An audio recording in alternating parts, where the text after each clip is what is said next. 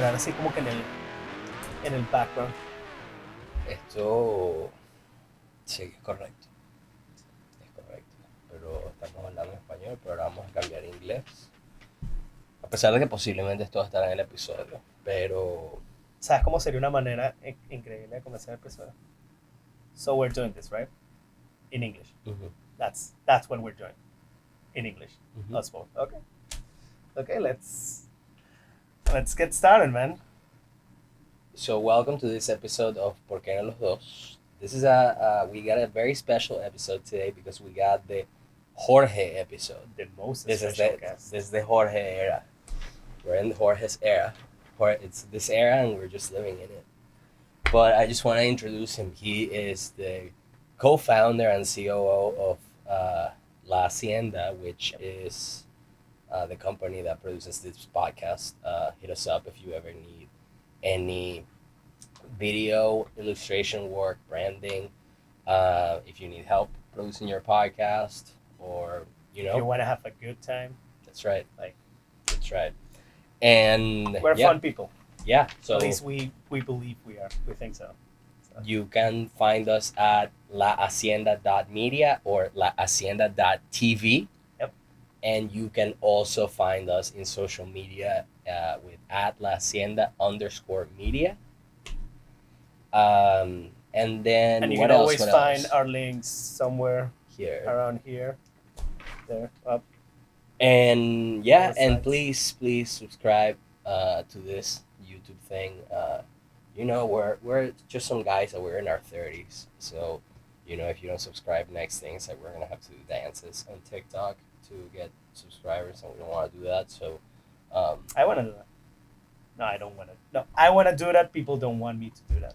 So, yeah. And if you do enjoy it, feel free to share and be like, hey, these are cool people talking about cool stuff, rambling about weird shit. So, feel free to give us some love. It's nice to be here, man. I remember, I think the first episode, the pilot of the podcast, we filmed it here.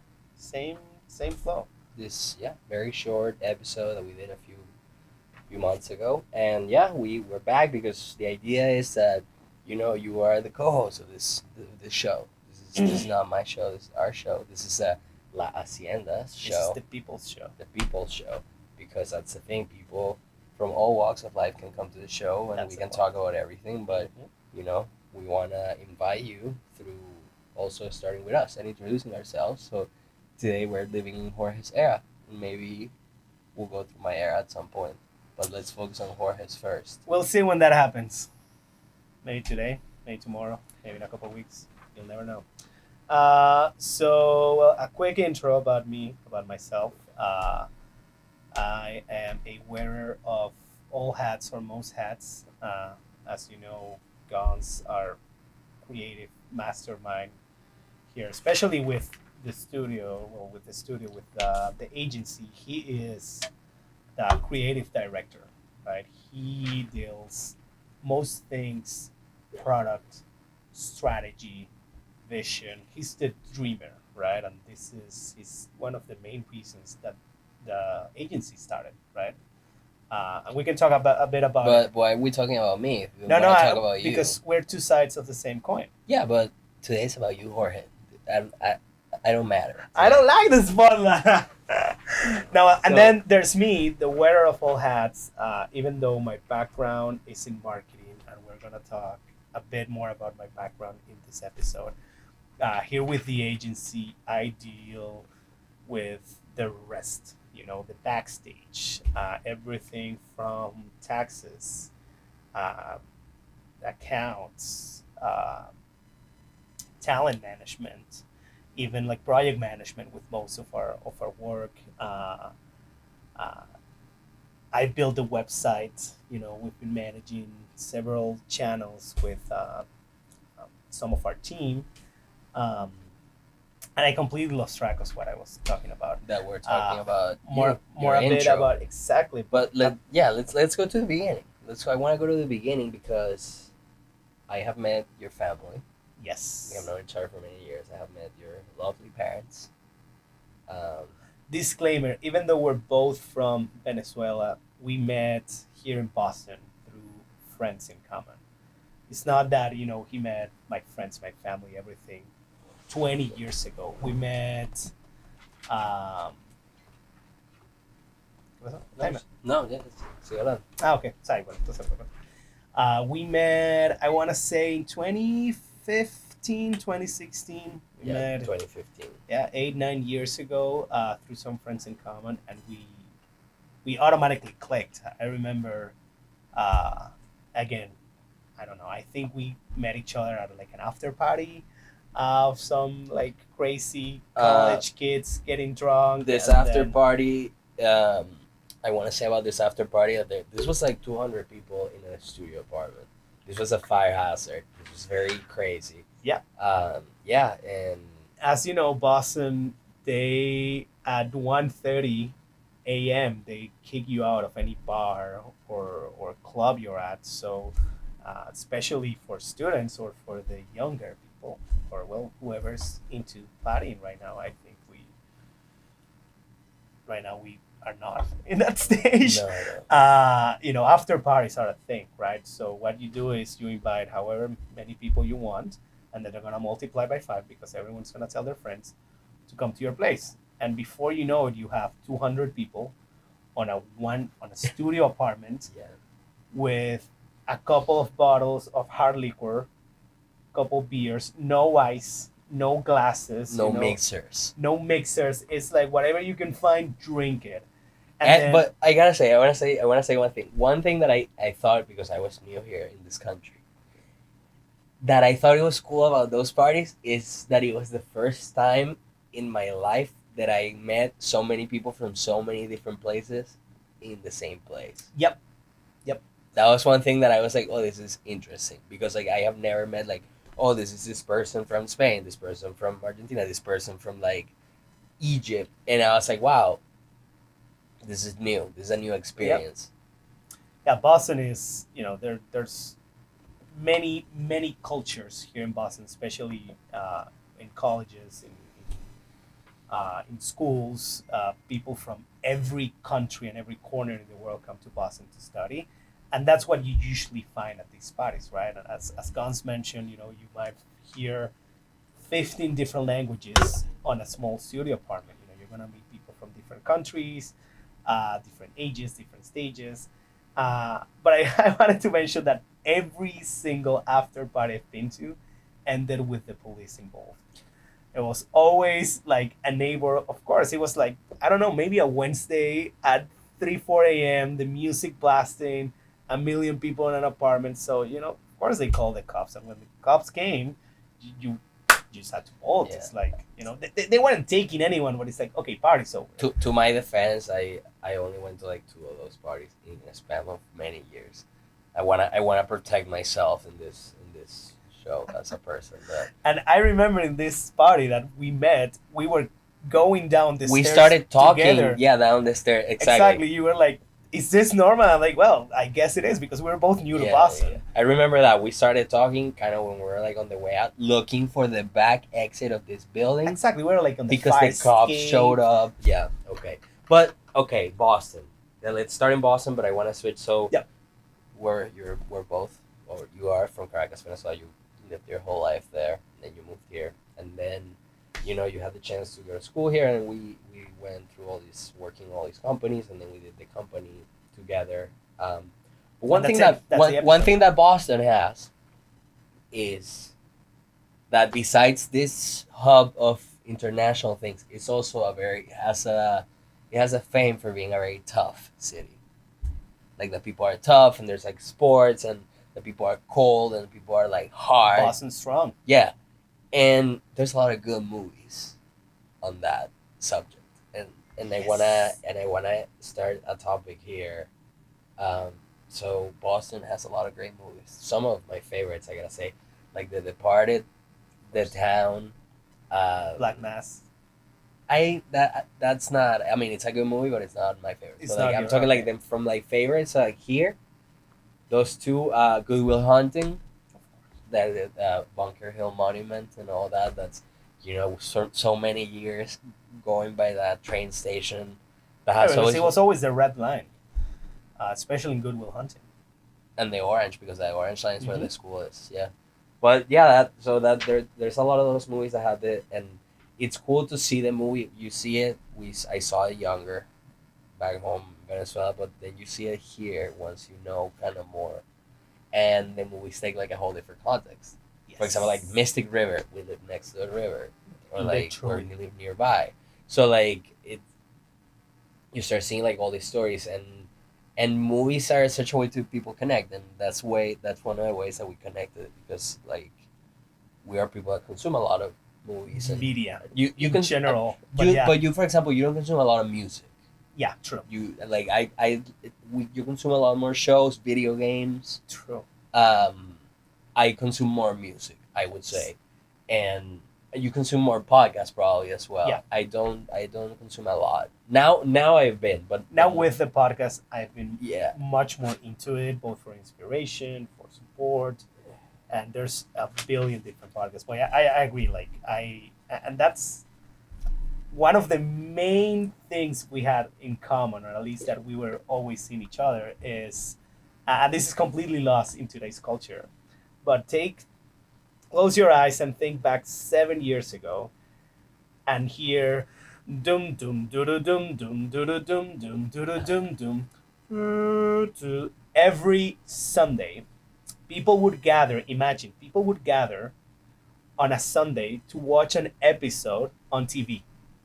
Incredible. Like that doesn't exist anymore. Now it's streaming. Now everyone watches at but home. Everyone I think the discusses it. pandemic ended that, But even, of course, the pandemic was a because huge. I But in feel between the pandemic and the way we consume media from streaming services, because even though the latter seasons were on streaming services like HBO Go or HBO Now or Max or whatever they want to call it, they still had a very defined release date, and they still do with like Succession or House of the Dragon and stuff. But the first couple of seasons, that wasn't it. It was cable. Like you would have to sit down, put on the TV, and wait for it to come up. So it was this culture of hanging out with friends, inviting 10 different people to your home. A couple of popcorn. You would come 30 minutes before the show. You would sort of like do your theories of what's about to happen. Show ended, and then you would spend the next hour talking about like decompressing about the show, especially like after like the red wedding or stuff. yeah, Like you yeah, need yeah. to decompress, and you had like that support system. And we always saw each other for Game of Thrones. That's right. And there's this incredibly cute picture, because imagine like we were like 10 people in a small living room. So Gonz and we were like on the floor. I know what photo is that, but that wasn't from a Game of Thrones day. It wasn't. It was. It was Super Bowl. That was Super Bowl. It was like I think it was like our first Super Bowl. I always thought it was, well, but still, it was the same vibe. Like everyone watching TV together, and then like Gonz and we had just met each other for like a couple of weeks or something. We were like cuddling on the floor because we were like each other's sofa. Because the apartment was very small. Yeah, but I love it. It's like that's when we became like really good friends. That's when we went from acquaintances to like actual friends. That's right. And then throughout the years we talk a lot about TV and movies, and we share that, like, yeah, you're one of those people that like. I am like that more often than not, that I know like the names of like the actors or the movie or something, because I consume a lot of, and when you are. Yeah, I need to have the IMDb app open on my phone every time I watch a movie, because I'm one of those that needs to know. Oh, I know this actor. Where do I know him from? Oh yeah, he worked here and here and this. Oh yeah, this director like the style. Of course, he's from here, there, and then. What's like the. I don't want to like. Not what are you watching right now, but is there like a couple movies that you're like formative for you? Because I like to give you context. On like influence of movie. For example, there like, I would say from my favorite movies. I would say, for example, Secret Life of Walter Mitty with Ben Stiller. Okay. It's one of my favorite movies. It's a movie that like has been influential for me since I watched it many years ago. It made me think a lot of stuff. There's another movie called Hector and the Search of Happiness. Okay. With Simon Pegg, and what's her name from Gone Girl. Well, amazing I'll actress. find. I'll get. The, yeah, I'll get but IMDb, that's another I'll get movie on that has IMDb, been and like I'll let you influential know. for me in terms of like the story and how like the topics that it covered. Um, there was like what other movie? There was one that I watched recently. It wasn't Dune, for example. But like there's like I feel I'm that resisting the urge to do the scream of the lady, of like the soundtrack, yeah, and then like the so. boom boom boom. But yeah, but I've had it stuck in my mind for the past. so pretty much months. like a movie that like, I mean, in my case, I would say it's a movie that has influenced any creative work that I have done. Okay. Which for me, that's the way I would say movies influence me. Okay. I consume a movie and I get an idea for a video or like a painting or a song or whatever, and because like that it communicated something to me.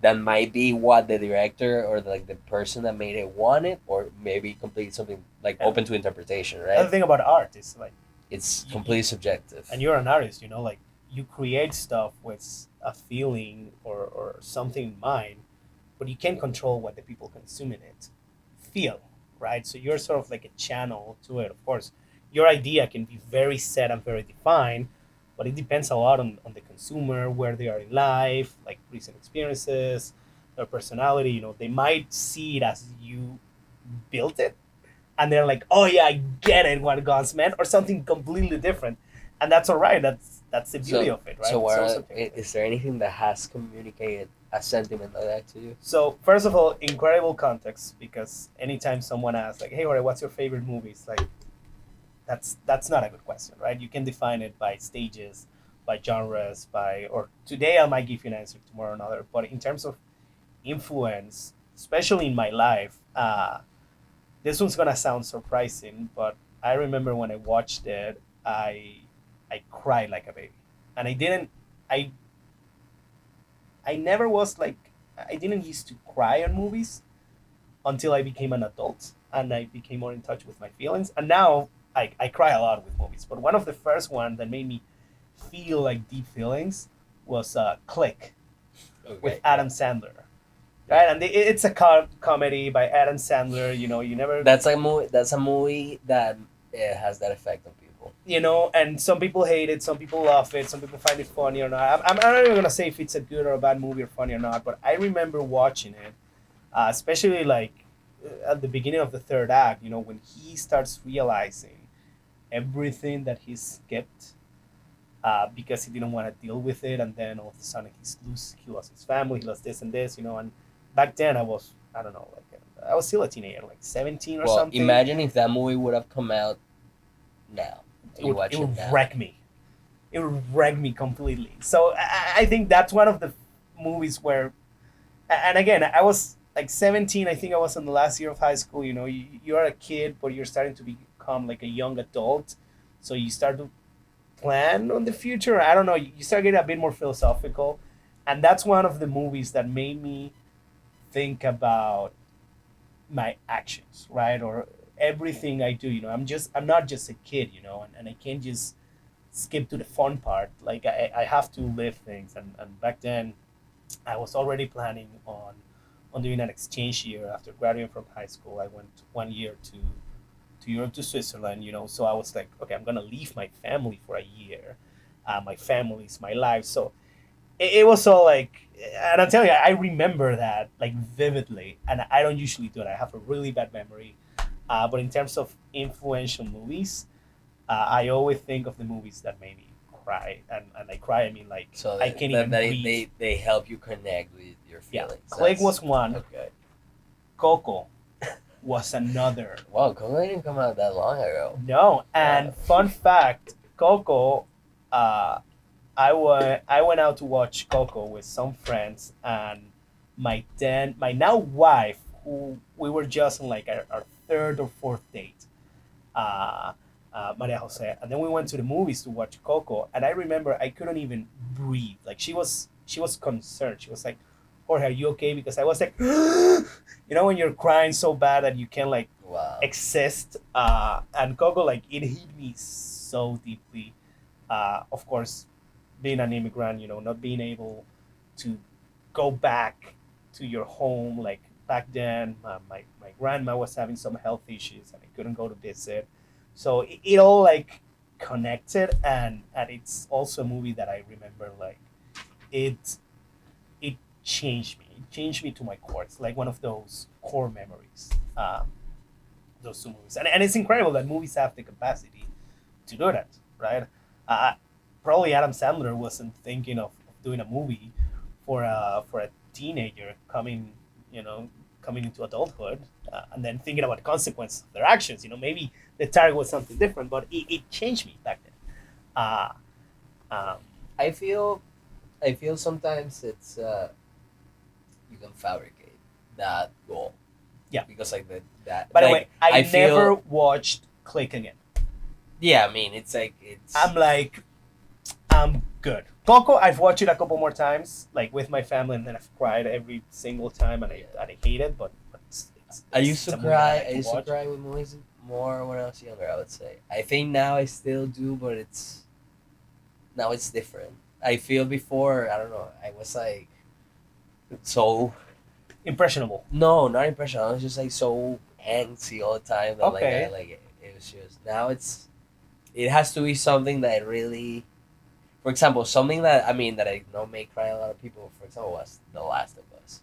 When I watched The Last of Us, it was something Okay. that, like I think Good show. yeah, Good game. amazing, both yeah, game and Incredible. show. It was something that it made me cry in that sense of like thinking about stuff. But I like Which episode or which part specifically? I mean, of Like, course, I have a couple in mind. there is the bill. The third episode. Yeah, of third course. episode. But I Which is mean, in Freaking the, masterpiece. I think the whole episode when they are in Montana or something, and Okay. he's talking with his brother, Joel and Tommy are talking. When they're with communists. Yeah, they're having like a heart to heart, like the second conversation. Yeah. That one is. They have in the house that Yes. Ellie listens to it, Yes. and then she runs away. Yes. So that scene is like, I mean, I think that story of that show is like a story of Well, losing it all and speaking of media that changed us, right, or movies that made me cry, I remember playing The Last of Us 1 on, I think it was like PS3 maybe, or PS4. It's easily 10 years ago or something. The first 15-20 minutes of the show, you fall in love with, well, you become your character, you know, you're a single dad with this kid who's the best. She gives you something don't for your spoil well, the show. well, it made me cry. It's like like people should watch it. Here's the thing: it was the first time a freaking video game made me feel feelings that hard. It's like this is no Mario looking for the princess on a castle. This is an actual video It's game a story. that in the first 15 minutes, it reminded me of Up, the movie. Like in the first act, not even the first act, in the intro. Yeah, it's there's a lot of parallels there. Like just in the beginning, you're out there. Like here's what we're gonna make you feel. Get No, ready but, for I mean, it. yeah, yes and no. I feel It's not the same thing. Up and The Last of Us. no. We can agree. Think about it. Think about it. No, we can agree to disagree. Yeah, I know, but Yeah. but incredible show. Well, so based on your love in movies, Okay. I've heard you got a little project. Oh yeah. A little side project going on. We you'll probably see it in a bit. Maybe once this is released, we've already done the premiere. Me and a couple of incredible friends were starting another podcast because that's exactly what the world needs. Some middle-aged crisis dudes talking in front of the camera. But it's two friends and I. It's the three of us talking about movies. It's in Spanish though. We might do a couple specials in English, but it is in Spanish. And we talk specifically about rewatchable movies. We're not gonna talk about like deep, strong movies. It's mostly about movies that you've watched 10 times, and the 11th time you enjoy it just the same or even more, and you always like find new details. So think back when we all had cable, you know, you were just like passing channels, and there was always that movie that it didn't matter if it was That happens to me in beginning. hotels. Huh? That's my like hotel thing. When you're in a Exactly. hotel, Imagine you're in the hotel, you're just browsing, you're surfing through every channel, and then you find that movie in the middle, in the beginning, at the end, and you just have languages. Why not both? Fucking not us. So yeah, it's about a show where we cover mostly rewatchable. what's the name of the show? Estreno Exclusivo. And there's a Estreno reason. It's Exclusivo. like exclusive premiere. It was one of the Yeah, folks, get your camera, promote it. Estreno Exclusivo, a What- show by La Hacienda, what- coming soon. When is it gonna be on? When? I mean, like what days? What days? are gonna- Tuesdays. Tuesdays. Every okay, Tuesday. every Yeah, Tuesday. we have a, I don't know, I want to say like 10 episodes already filmed. We want to get a bit of more content before we start releasing. But yeah, you're going to see them anytime soon. Again, they're in Spanish, most episodes. We might do a couple specials in English. I would say my invite must have gotten lost in the mail. Oh, you're coming. But I did ask you for a list of your favorite movies, and you're like, yeah, I'll let you know. I'm it's still just waiting. like you guys are not ready for my taste in silent French movies, and no, We've covered no, Die Hard, no. Kill Bill, Yeah, I know. Inglorious, no, well, of course, Inglorious, Shawshank Redemption, Spider-Man 2. Like, we've done Yeah. many different Yeah. genres. No, and styles. I told you my movies. I told you Edge of Tomorrow, the Tom Cruise one. What a good movie. See, that's a rewatch movie. That's a movie that I watch anytime. And one of the taglines of our show, how we start every episode, is like, a rewatchable movie is not necessarily a good movie, and a good movie is not necessarily a rewatchable movie. So, you know, it's just movies that you turn on and you know turn when I went to break. film school, I went to film school where a lot of those people Yep. can't watch anything that is not some unbearable movie that Well, even is one of 8 the hours. co-hosts, right? We were coming off filming Shawshank Redemption, and I was like, okay, next week, because we switch, like we all take a week and we decide what movie to watch. I was like, next week we're gonna watch Spider-Man 2, the original one, with Tobey Maguire, the Sam Raimi ones. And he was like, what? We're gonna watch like a, and I'm like, dude, watch it again, read about it. That's one of the movies that completely changed and saved the comic book movie genre. Today we wouldn't have Avengers if it wasn't for Blade, X-Men, and Spider-Man and Sam Raimi. And he was like, okay, we watch it, and they was like, man, you were absolutely right. And the movie's, it's actually a good movie. That I've been planning on watching X-Men, like the X-Men ones, because Yes. I watched the cartoon, but they've You've been watching X-Men 97? so Good show. It's like, I feel like a kid again. I literally, after watching that show, I was like, I'm gonna start learning to animate characters. Immediately after watching, That's how you started. after I watched rigging, the episode characters. of well, I'm not gonna spoil anything. So, but because the show's so good, go watch it. It's on Disney Plus. This Disney is Plus not is sponsored by. Yeah, it's not sponsored by Disney Plus, but anyhow. But good show. Good show. So yeah, okay. Tuesday it's gonna come out. It's gonna be Yeah. good. It's gonna be a show that you can find here at the La Hacienda YouTube channel. Subscribe. We're gonna put subscribe here, because it's a show by La Hacienda. Yes. There you go. Put it here. So We'll see. we'll see. Whatever. Depends Whatever. how excited I am to edit this, but Fun fact, whatever branding we end up having, it's the first time I did a logo. So if it's good or not, I'm proud of it. A lot of help from Gonz. He was my guide with it, but yeah, it was my first foray into actual design. Even though we have a creative agency, as I mentioned, Gonz is a creative mastermind. I'm backstage, but it's the first time that I actually started designing myself, and I loved it. Fun stuff. it is fun. That's the secret. Yeah. That's why, that's why. That reminded me of a saying that I absolutely despise, which is like, if you like Don't say it. what you work or your work, you'll never work a day sleep. If No. literally if this is wearing the only show notes I have, It's like that's it. That's the show. I clip it. Yeah. That's how we'll promote it.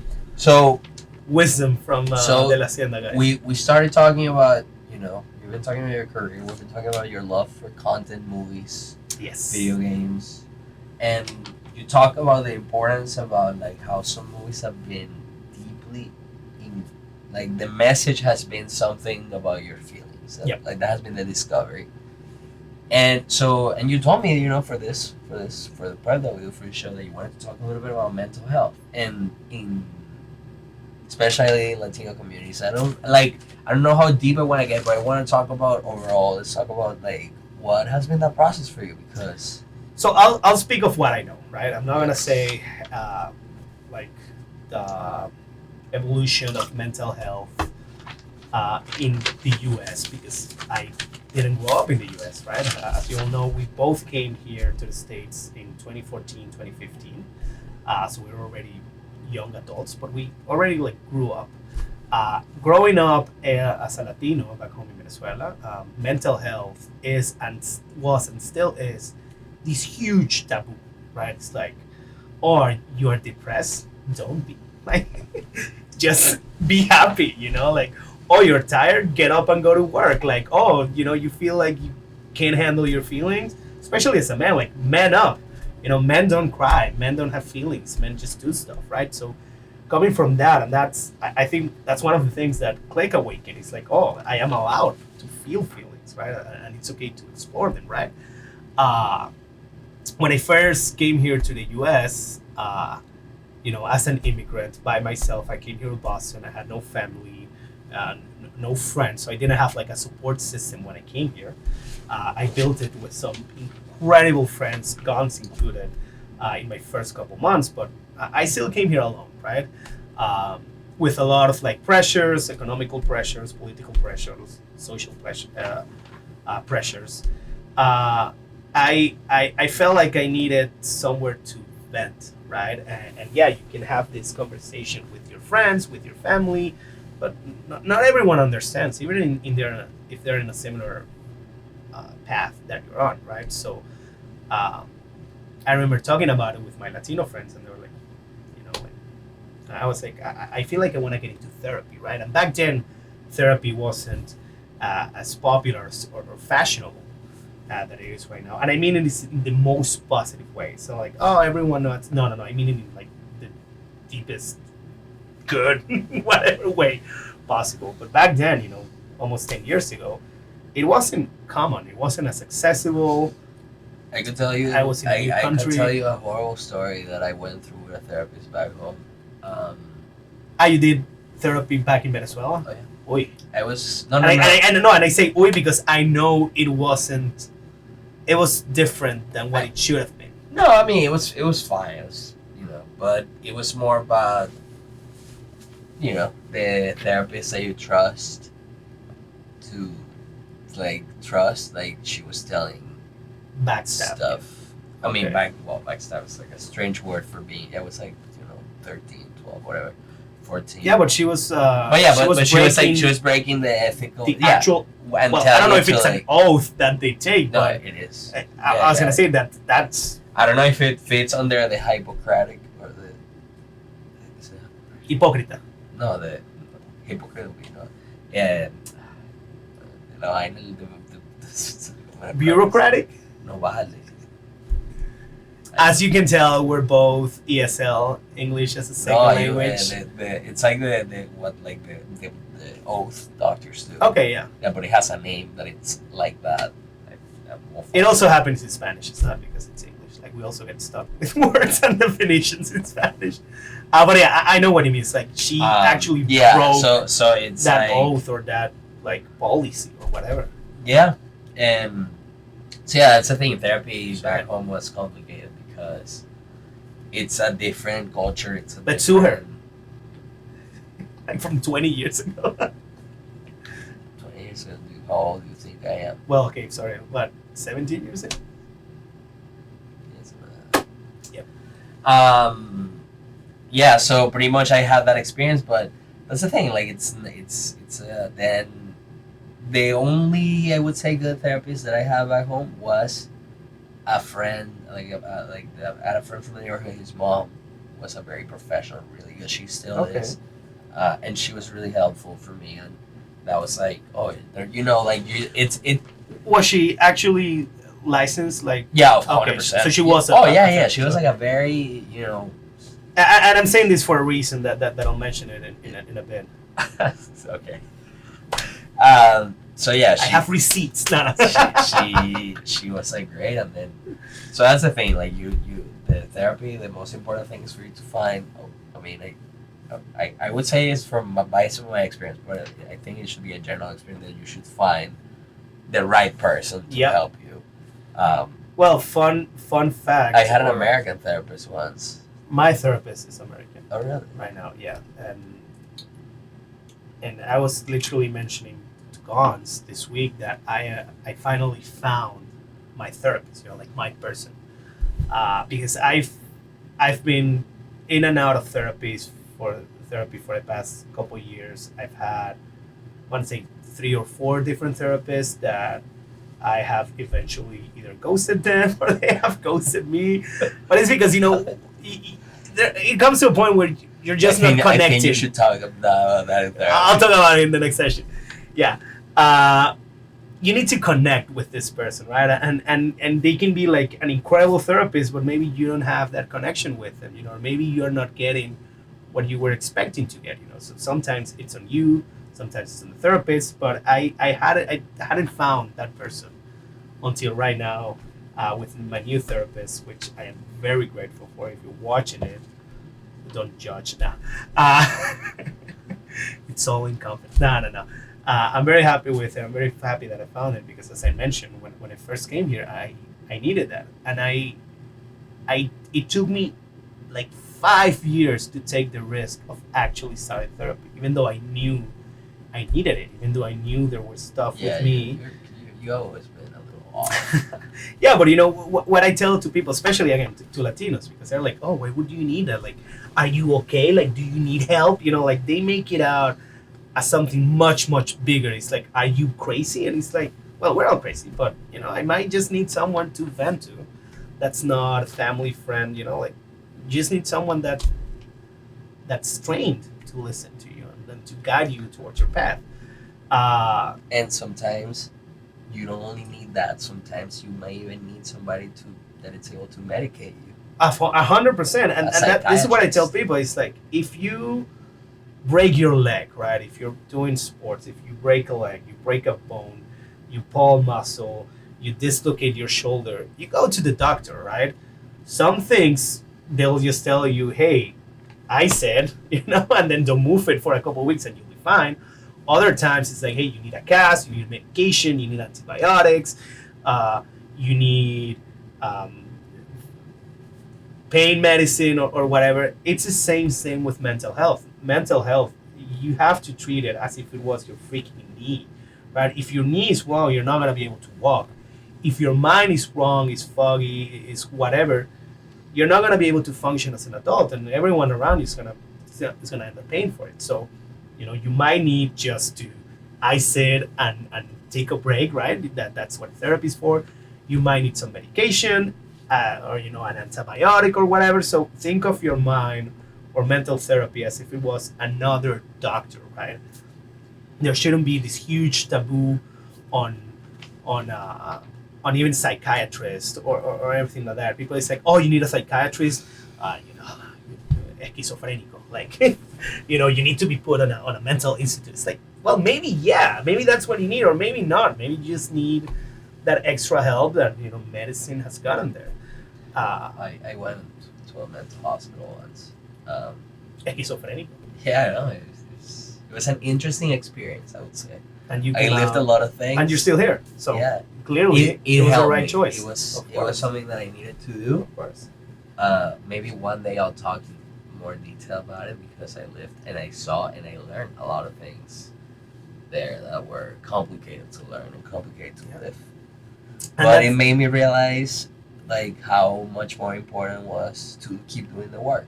to keep doing work, and also like mental health is not, it's not an end goal, right? You don't finish mental health. It's like You don't win. you don't win. It's like, oh, I did the 5 sessions. I have no more topics to cover with my therapist, But so I'm done. there are people that take breaks. that take break exactly, because sometimes you don't need it at the moment. But even if you take a break from going to therapy, you still need to foster a good, like a healthy mind on your own. Be it by being like mentally active, by journaling, by doing stuff you like, by whatever. It's mental health, same as physical health. The health, it never ends. Every day you have to eat. You should eat right. You should exercise. You should keep your mind, your body busy. The same thing with mental health. You gotta take care of your mind, body, and spirit. And subscribe and like that. No. So, but I am really happy that, I'm sorry to interrupt you, it's just like, we're running long, but I want to segue into one last topic before. But I'm really happy that you found your therapist. Because, Thank you. I am. I'm the happiest. Yeah. My wife is also happy. That- She's yeah. like, let's go. That's why I say some people take breaks. If I take a break from therapy, I feel really sorry for the people around. Take a break, you break up. Yeah. Now, before we move on, I just want to mention something about how taboo it still is on the Latino community, and how hypocritical, hypocritas? How do you say it? Hypocritical we've become as a society or as a community, is that mental health is a taboo. If you do it, it's because something's wrong for you. But people still have the need. So now there's this huge wave of life coaches and people that are not trained to open and close processes. People that maybe did an online course and they believe now that they can guide you through your stuff, and they might be, again, it's positive that people are working on their mental health, but seek a professional, right? Don't go for the cheapest, easiest option, same as you wouldn't do it with your knee. Don't go to your neighbor who knows a bit because he read online, and then he might tweak and break your knee even further. Seek out professional trained help, because it's your mind, right? It's not, so don't go for a life coach, or go for a life coach and a therapist. And if it's an emergency, there are numbers for a mental health crisis. Yeah. You should dial if you're in a moment of crisis. Hashtag mental awareness, mental health awareness. But that being said, and you gave such nice advice. You say a lot of really nice things about mental health for being a guy that his mental health gets so affected by some guys playing ball. You're gonna talk about my asthma incident? No. I'm gonna talk about how week by week you let FC Barcelona and our own New England refs, Revolution, make you sad. And the Celtics. Well, the Celtics make you happy. Right now. And the Bruins. Right now, but but honestly, I support the Bruins. I'm not the biggest fan. I support the Patriots, not the biggest fan. I support the Red Sox, not the biggest fan because I'm Boston. But like I'm a big Celtics fan. Go Celtics. Go Celtics. And yeah, exactly. And a huge Revolution fan, Refs fan, and of course the love of my life. And I'm sorry, MJ. MJ's my wife. I'm sorry if you're watching, but she knows the love of my life is Barcelona. Sadly, but I have to say I've gotten way better. I used to let them ruin my whole week. Now I just let them ruin the end of the day, right? Like the other day, they lost in the Champions League, and I had this killer headache and a bad mood. But just for the day, like the next day, I was like, okay, I'm done. I'm over it. It used to be much worse, and that's my asthma incident. In the pandemic, in the middle of the pandemic, Barcelona had this terrible, terrible loss against Bayern Munich in the Champions League. They lost 8-2. It was a thing. It was in August. I remember. I think it was like August 20. It was a Friday. Again, summer of 2020, right? If you had any flu-like or COVID-like symptoms, the general suggestion was stay home. Like, don't go anywhere. Stay home. If you live through it, good. If you don't, we have no idea what to do with it. Like there were no vaccines, there were nothing. So Barcelona lost, and I got into this very deep state of mind. I was heartbroken. My defenses were down. I also have certain allergies, and I have two cats. Well, I had two cats back then. Now I have two cats and a dog. They're gorgeous.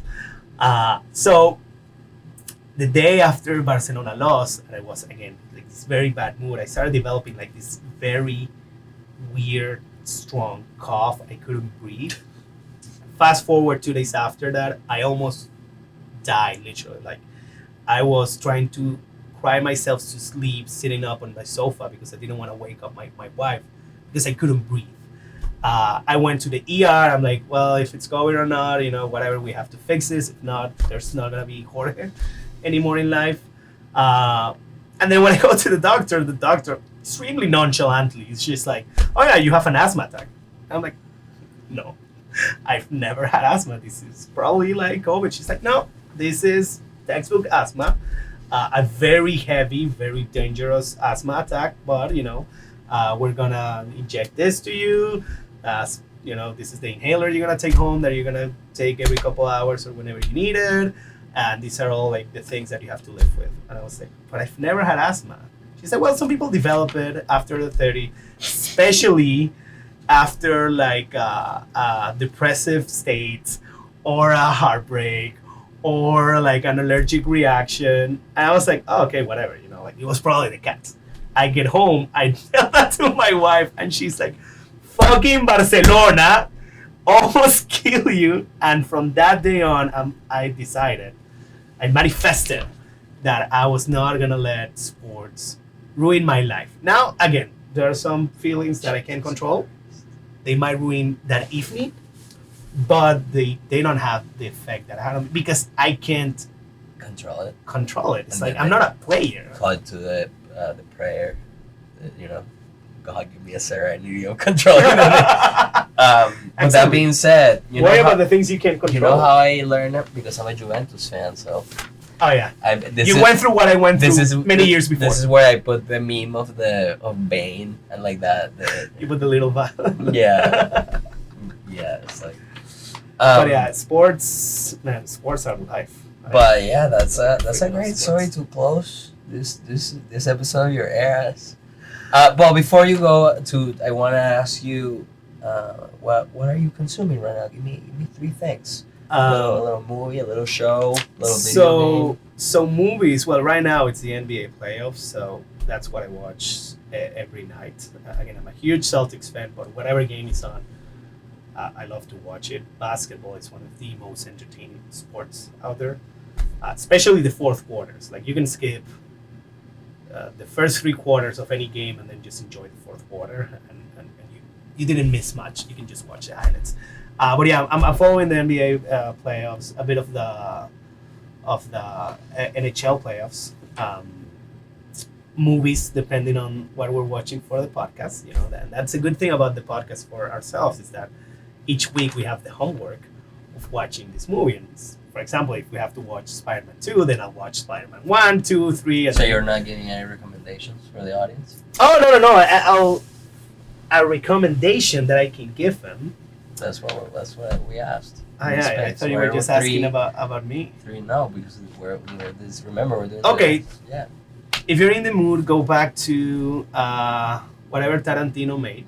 Okay, you can watch Inglourious Basterds, you can watch Kill Bill 1 and 2, you can watch Django Unchained, you can even go back and watch Pulp Fiction or whatever. You can do like a thing out of it. Something that I like to do is like I choose a director and then I watch a lot of blood, and a lot of feet.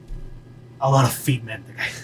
It's once it hits different. And every time I watch a feed, I tell my wife, he has a and then she's like, oh wow, that's sick. It's like, yeah, that's it. But yeah, just pick a director that you want, that you like, and then you can even see how he has evolved. right now for this week we're watching Kill Bill 1 or 2, so that's why I'm on this Tarantino wave. And in terms of video games, I use video games. Moving here and being far away from all my friends and family, violently. I started using video games as a social experience. When I was a kid, I always played like single player, campaign, whatever, for myself. Now I mostly play multiplayer games like Helldivers 2, incredible game. Gonz and I, we've been saving democracy for the past couple weeks. It's a fun game. Or FIFA, Call of Duty, or whatever my friends are playing, because that's my way to connect with friends from far apart. Now, in terms of personal experience, I am the biggest nerd and I play Football Manager. Football Manager is basically a make-believe Excel spreadsheet and inbox, right? It's a job that you do on a console, right? You literally are the manager of a football team. You don't play football, you don't make the passes, you don't make the shots, you literally just you manage the team. You hire staff, you set like training schedules, you read like scouts for players, you make the lineups, you say who's subbing in, who's subbing out, you make like the team chat, and I absolutely love the game. I've been playing it for the past 5 years, and it's it's crazy, and I put so many hours because it's also a game that you don't need to have like your full focus, so you can watch TV or anything and play it because you just have to like read the next email. I'm happy that you enjoy it. Not for me, but I'm happy that you enjoy it. And it connects me even more with football because I know like most. What will most kill you? Yeah, exactly. Because what kills you makes you strong. Man, I'm the strongest. And with that, we end this episode. Thank you very much, everyone, for spending the past couple minutes with us. We'll see you around. Don't forget, to subscribe, like, share, whatever. Gonz, thank you. Thank you for having us and letting us go through, letting us go through the eras of Jorge. Thank you. Also known in the United States as Georgie. Georgie boy. Georgie. High five. Let's go.